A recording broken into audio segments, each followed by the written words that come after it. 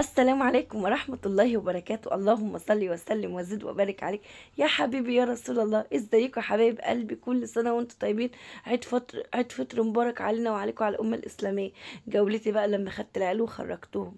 دي من يا شرق دي جارتنا واختها صاحبة حبيبة من أيام الحضانة، ودلوقتي كمان هي صاحبة نور ومولودة مع نور. شفتوا يا جماعة؟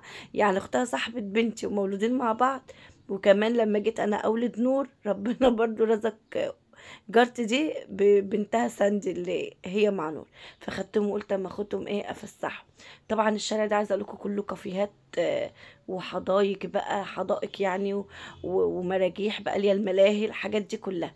فقلت اما اخدهم كده. طبعا زي ما انتم شايفين الزحمه، شايفين الناس عامله ازاي. انا بقولكم بس الاجواء في مصر. انا قلت لهم انا هاخدكم، هخرجكم خروجه تحلفوا بيها. عايزه اقول لكم انا كنت واخده في شنطتي يعني بصوا مبلغ.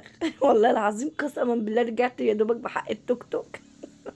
ده استنوا تعالوا ما اضحككم كمان. التوك توك اللي انا ركبته المفروض بيقول لي الحساب 30 جنيه. قلت له طب واللي معاه 20 جنيه يعمل ايه؟ قال لي ما يركبش. قلت له طب يلا انزلوا. يلا اما ننزل. ليه؟ طب ما انا جايب 20 جنيه يا اسطى. بيقول لي لا، اصل المجي شيء والمروح شيء. قلت له ليه؟ هو انا جايه من محافظه وهروح على محافظه تانية ولا ايه بالظبط؟ يعني عايزه اقول لكم كان يوم جميل، قعدنا نضحك. انا عايزه اقول لكم لو انا لو فتحت لكم الصوت هنا وسمعتوني وانا بجد على الحقيقه بضحك من قلبي. بضحك على التوك توك، وبضحك على اللي حصل، وبضحك على اللي انا رايحه. فكرت بقى ان انا ايه واخده المبلغ ده هيكفيني. فبس احنا كنا طلبنا بصراحه غدا، وطلبنا حاجه ساقعه، وطلبنا ايس كريم. وكنت هنا بوريكم لبس العيد. يا لبس العيد يا احنا يا بسكويت. بص بقى، عايزه اقول لكم الطقم ده اسمه سوت. الطقم ده حبيبه بنتي اللي جايبه لي هديه عيد الام، والله العظيم هي اللي جايبه لي هديه عيد الام. آه انا من النوع اللي بحب العبايات، بحب العبايات جدا.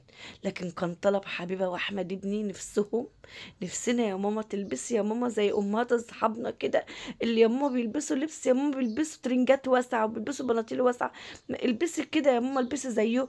امكم ما بتلاقيش نفسها الا في العبايه يا جزم، هي العبايه منها واليها نعود. المهم عايزه اقول لكم الترابيزه اللي كانت قدامي اللي كنتوا شايفينها دلوقتي دي، دول بقى جيراننا برضو في المنطقه. ودول اللي انا بشتري منهم البطاطس والبصل. تمام، ام فراويله، عشان دول من متابعيني وهيشوفوا الفيديو. اه والله يا جماعه من متابعيني على اليوتيوب، وبيحبوني على فكره. وربنا يا رب يزيد المحبه يا رب، اللهم امين. عايزه اقول لكم يا جماعه، ايا كان الانسان اللي قدامك لو هو ايه، بس انت تجبره انه يحترمك بالادب والاخلاق والاحترام. هما اللي قاعدين قدامي دول، طول ما انت علاقتك باللي قدامك كلها ادب واخلاق، هتلاقي اللي قدامك يحترمك. هو عارف ان انت كده، فمش هتكلم معاك الا بطريقه الادب والاحترام. كانوا بقى عاملين مفاجأة لابن بنتهم. ابن بنتهم تم سنة، وعاملين له مفاجأة وطالبين تورتاية. هتشوفوا دلوقتي. لقيت المهم اهي، بصي هي اللي قاعدة ام طرحة بيضة اللي هناك ده اهي. ايوه اللي طرحة بيضة اللي انتوا شايفينها دي. تمام. فبصوا اهي جت قدامكم. دي والدتها اللي قاعدة جنبها دي يا جماعة.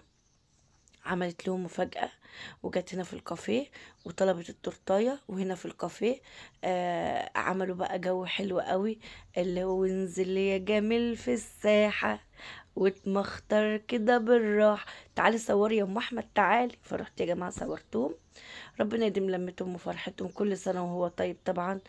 تم السنة، عقبال سنين كتير يا رب، اللهم امين. عز الولد ولد الولد يا ولاد، عقبال ما نشوف ايه ولاد ولادنا يا رب. ده بقى الاكل اللي انا طلبته. البيتزا، طلبت فراخ هاي بروست، وطلبت رز وسلطات. فكل الحاجات دي جبتها بمبلغ. بس الحمد لله. المهم ان احنا عيدنا يا ولاد. كل سنة وانتم طيبين، وعقبال أعياد كتير كده واحنا مع بعض يا رب، اللهم امين. لا فاقدين ولا مفقودين يا رب العالمين. خدت بقى البت نور بقى تاني يوم ووديتها برضو. شفت اليوم ده بتاع الكافيه. ما هو الكافيه ده فيه يا جماعة، في الكافيه جنينة من جوه فيها مراجيح بقى. استحالة العيال تطلع من الجنينة اللي قدام عينيكي، فاهميني؟ فحلو عشان كده الكافيه ده غالي.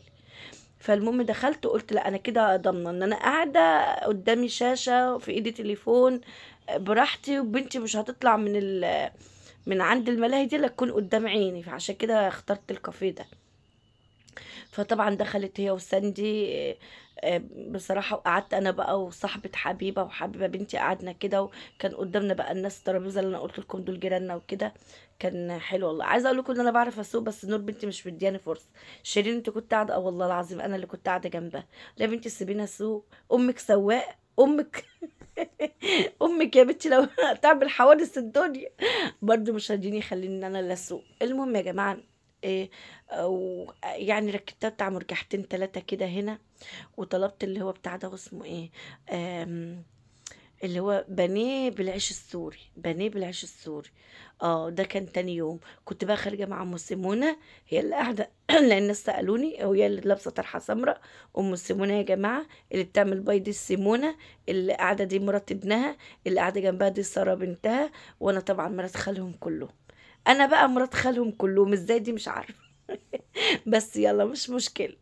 المهم يا جماعه، انا اصلا كنت بعتبر نفسي ان هم اولاد اخوات ابو احمد، كنت بعتبرهم هم اخواتي يعني، اخواتي فاهميني. واخوات ابو احمد كنت بعتبرهم زي امي، يعني اللي هم في مقام امي، لاني في من سن امي، وفي اكبر من امي، وفي اصغر من امي، فاهمني. فكنت بعتبرهم ان هما يعني زي والدتي وكده. بص نور، بص نور اللي كانت هنا، نور اللي كانت راكبه هنا.